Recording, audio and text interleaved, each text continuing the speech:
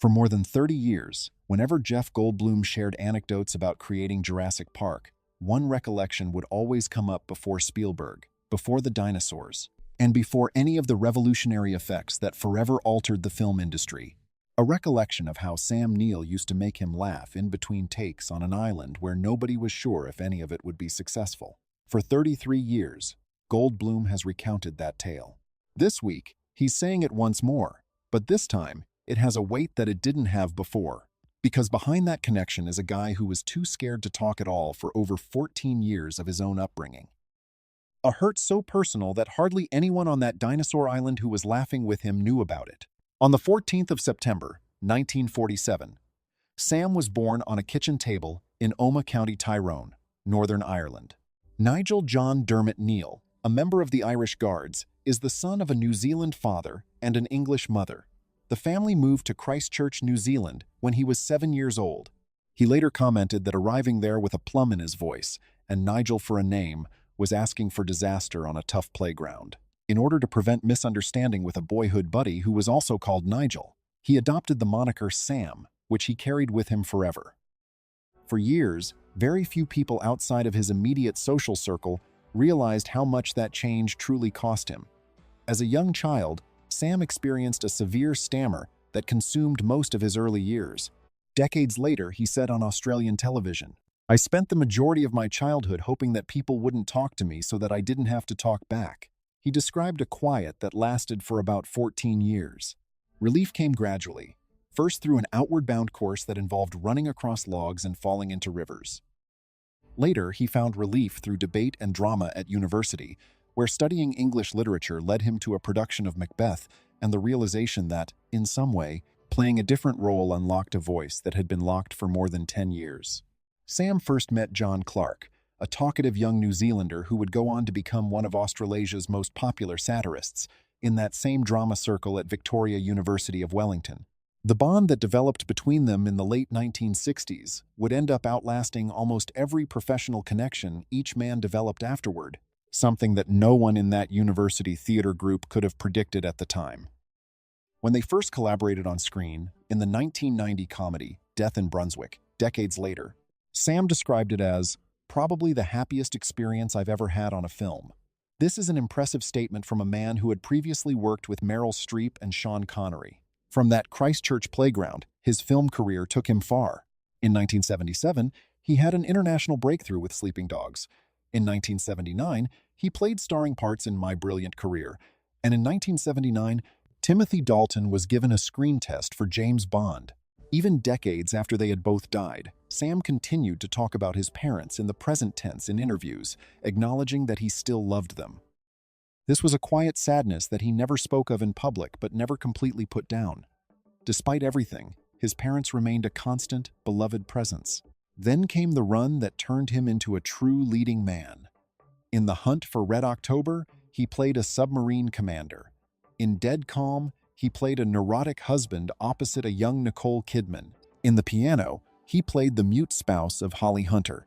In remembrance of him this week, Kidman, who was just 18 when they shot Dead Calm, stated that Sam had taken her under his wing during that production, and that they had remained lifelong friends. Sam first got to know makeup artist Noriko Watanabe on that shoot in 1989. He confessed, and I thought, "Oh my God," as I opened the door. Actress Lisa Harrow's son Tim was born in 1983, and their daughter Elena joined them in 1991 after their marriage that year. There was also a previous chapter, which Sam held for more than 20 years in complete secrecy. He had fathered a son who was put up for adoption in his early 20s, long before he became famous or had any kind of stable existence at all. It wasn't until 1994 that father and son reunited, a second opportunity at parenting that came decades later than either of them could have imagined. Sam handled this reunion with the same quiet prudence he applied to much of his private life. Sam began his biography by recalling Elena's early years, when a teacher asked her class what each parent did for a living. Sam noted that Elena's response to the question about her father, a well-known actor, was insightful and completely true. She replied, "My daddy sits in caravans," referring to the interminable hours that actors spend waiting on set in trailers. Sam, who had kept his own difficulty primarily to himself for decades, found himself explaining it aloud for the first time when Elena subsequently developed a stutter of her own, and a speech therapist inquired right away if either parent had stammered. Even though he had lived with it his entire life, the therapist informed him that it was essentially a hereditary ailment. Decades before that kind of candor was typical, he became one of the most outspoken public voices on the topic. Sam developed a second existence off camera that was equally important to him as any part. He established 2 paddocks, a winery in central Otago, on property connected to his own family history. In 1993, the same year Jurassic Park made him famous, he planted his first grapes while pursuing dinosaurs through a Hawaiian jungle for Spielberg. He told one journalist, "My wine has many more dimensions than I could aspire to have." While on Australian television, he termed a Pinot Noir sex in a glass, while maintaining a straight face. Later, when he posted footage of the farm's animals online and named them after well-known friends, a lamb for Meryl Streep and another for Michael Caine, the farm became a second unanticipated source of celebrity. Even though most performers are advised to keep silent for decades, he never concealed the same carefree confidence in his politics. In his latter years, he became a vocal opponent of a proposed gold mine next to his own vines, a position that led to a public reprimand from a government official. Sam refused to give up. Then came 2017, which Sam went on to call one of the most difficult years of his adult life. In the same year, on April 9, his oldest friend in the world, John Clark, who had been in a drama circle with him in the 1960s, unexpectedly passed away at the age of 68 from a sudden heart attack while bushwalking in Australia. His marriage to Noriko had quietly ended in divorce after nearly 30 years. Sam's reaction, which was uploaded in a matter of hours, is still among the most honest things he has ever said. He wrote, "My dear old friend John Clark has passed away. I am unable to talk." A terrible statement from a guy who had spent his entire public career discussing almost anything, even the same speech impairment that the phrase appears to echo without ever acknowledging. 5 sentences and a complete stop summed up over 50 years of shared jokes and routines. After then, his career continued to grow. Cardinal Wolsey in The Tudors, Major Chester Campbell in Peaky Blinders, and a tortured wizard in Merlin. Then, in 2022, Sam developed swollen glands while promoting Jurassic World Dominion, which physicians first thought may be caused by undiagnosed COVID. Stage 3, angioimmunoblastic T-cell lymphoma, an uncommon and severe blood malignancy, was identified by further testing. When he started writing what would become his book, he said plainly, "I'm a crook, perhaps passing away. I might need to expedite this." His pal Stephen Fry described his own cancer as the horse-on pisser, and he never bothered to find out the exact medical word for it. Following the failure of his first round of chemotherapy, physicians made an unusual agreement to switch him to an experimental medication. If he were still alive after 4 months, there would be no treatment. He was. After his 4th scan revealed complete remission, Sam wrote, clearly relieved, "I'm a living man, with every intent of going on living and living." He stated rather bluntly in one of his final significant interviews with The Guardian, "I'm not afraid to, but it would annoy me, because I'd really like another decade or 2. I want to watch my beautiful tiny grandchildren grow up." This takes the narrative to the friendship that got him through almost everything. The one that began in 1993 on a fictional dinosaur island and never quite ended. The relationship between Sam Neill and Jeff Goldblum, who played Dr. Alan Grant and Dr. Ian Malcolm opposite each other in the original Jurassic Park, almost ended before it really started. Hurricane Iniki tore straight through their site in September 1992, while the project was still filming on the Hawaiian island of Kauai. According to Sam, the storm was so severe that the whole cast and crew honestly thought they could perish.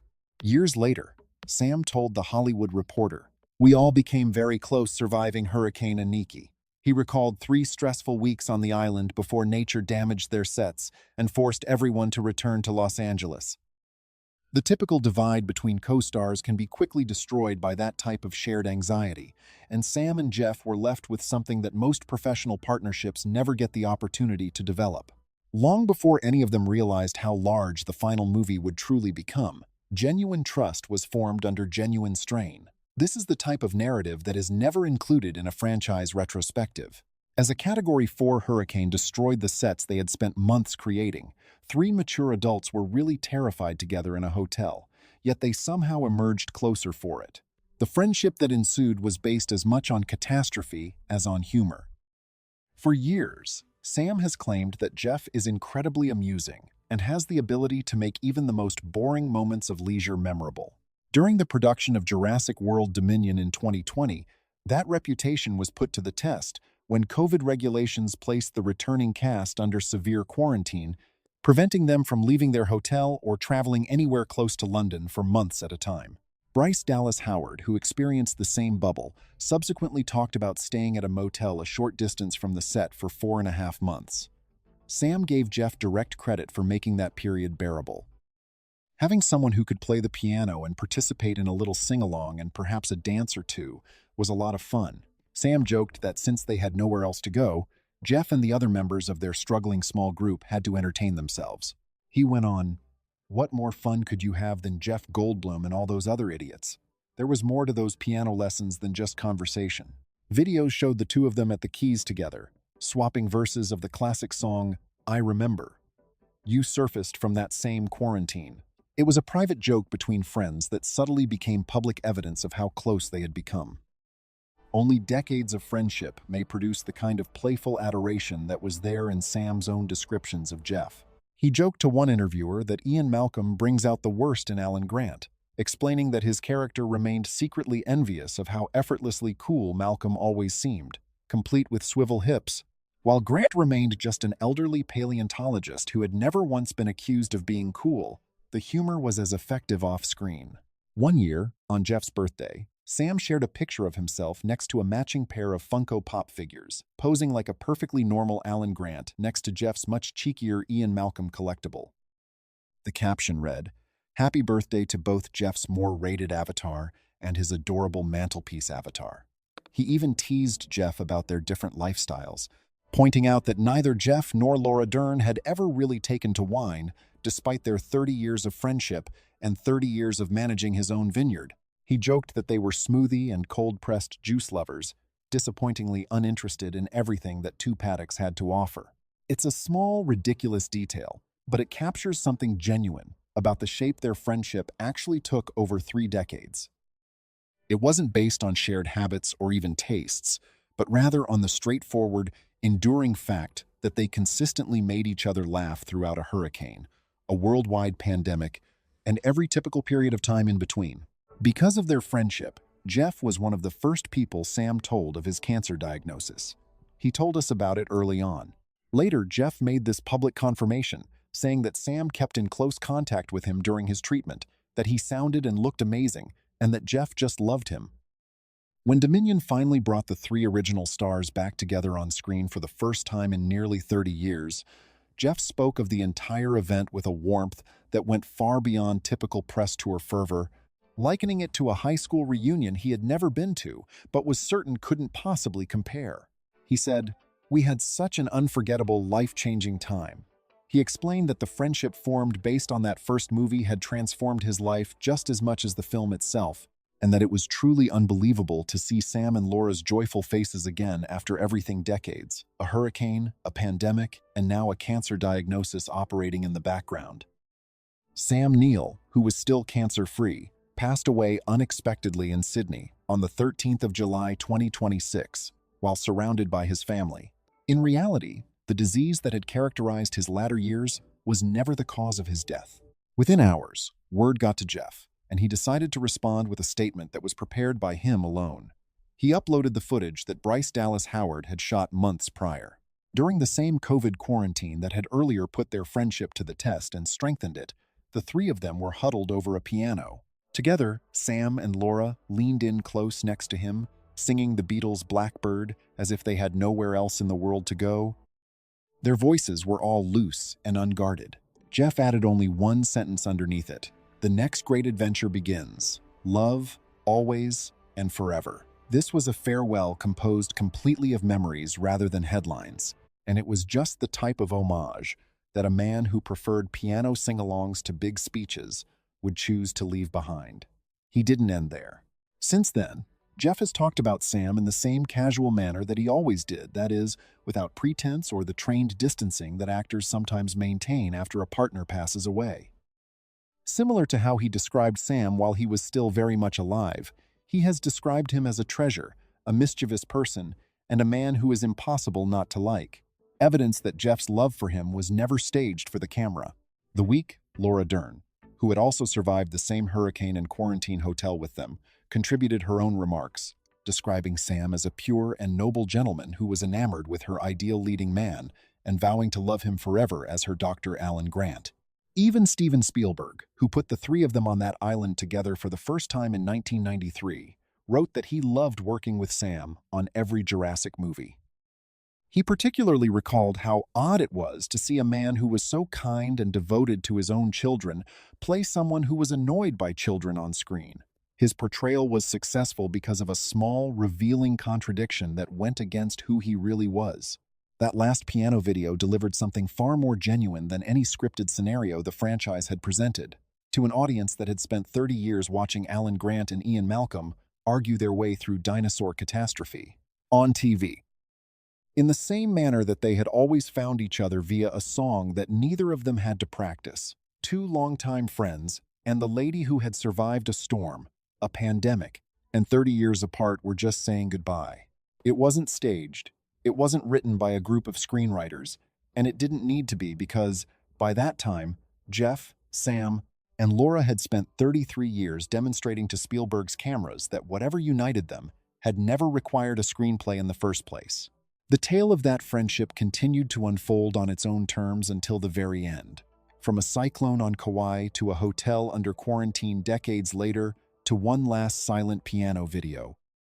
Which tiny human aspect of Sam Neill's life is most memorable to you at this moment? What will stick with you the most from tonight? Please be honest in the comments section below. This week, we are reading them all.